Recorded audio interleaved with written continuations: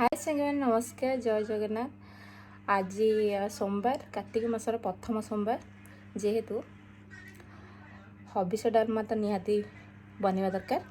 तो मुझे हबिष डालमा प्रिपेरेसन करछि। चलते देखिबा मु आज केमती हबिष डालमा करछि। चलते हबिष डालमा बनवाई कंचा मुग डाली किसी नड़िया कोरा आ घी 2 चम्मच घी किसी अदा कद्दूकस के रखी बघारिया शुखला लंका जीरा एमती किसी परिबा जेटा हूँ खंबा आलू एटा सारू एटा तो आप जानते ओऊ आटा हूँ कंदमूल जहाँ बीन्स आटा कंचा कदली एति नहीं आम स्टार्ट करवा हबिष डालमा।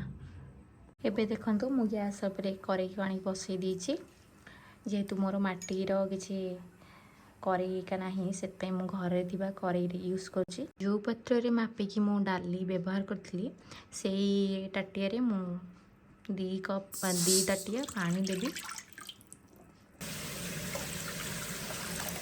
इबे आमे पानी को भला भाबरे फुटबा को देखंतु पानी फुटबा को आरंभ हो गलानी। देखंतु मु मुग को भला भाबरे धोई ताको ऐड कली। आपण भी एमती करिवे। देखो मुग डाल दे सारापर आम पनीपरिया देवा सब पनीपरिया जहाँ भी आम काटिकी रखी थे। प्रथम तो आम दबा सारू आउ खंबालू देदेवा तापर ऐड करवा कंदमूल तापर ऐड करवा बीन्स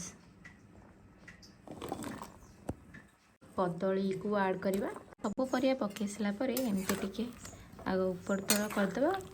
ऊपर तल कर सारापर 15 मिनट ताको घोड़े दबा। एबे देखंतु 50% तो हो गलानी। डाली को एमती टिके देखिबा डाली भी हो सारानी आ 80% भी परिया सीझी सारानी। यही टाइम रे आमे ओ को ऐड करिया कहीं ओटा खट्टा आग ऐड करदे सी खट्टा हो तो आमे ओ को भल भाव छेचिकी ऐड करवा। देखंतु ओ को ऐड करवा। एबे रखी थिबा अदा छेचा देदेबा तापर रखाई थिबा नड़िया कोरा ऐड करदेबा एतिरे तापर भल भाव ऊपर तल करदेबा तापर 5 मिनट पे घोड़े देबा। 5 मिनट तो हो सारानी। एबे घोड़ाइन को बाहर करदेबा। हो गलानी आमर हबिष डालमा ऑलमोस्ट रेडी हो गलानी। टिके ऊपर तल करके देखीदबा ऑलमोस्ट डन। जो मैंने हबिषाली जो मैंने हबिष करछंती से मानक पई डालमा तो ओके हो गलानी। जेहेतु आम घरे करूचे तो बघारी खाइबा आ छोट पिला माने तो खाई परिबेनी तो आम चलतु बघारिबा स्टार्ट करिया। ऑलमोस्ट डन हो गलानी।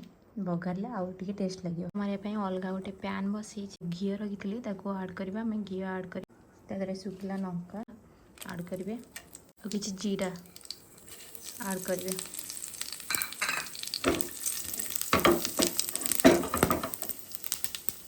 देखो हबिष डालमा से छुंकटा को दबा।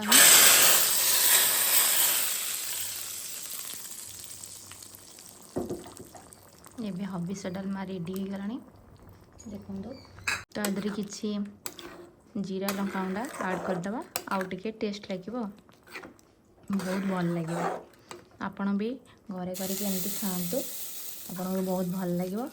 आई होप मोर आज ब्लॉगटा आपन को बहुत भल लगी। जदि भल लगी लाइक कमेंट शेयर करने को जमा भूलिबेनी। नमस्कार।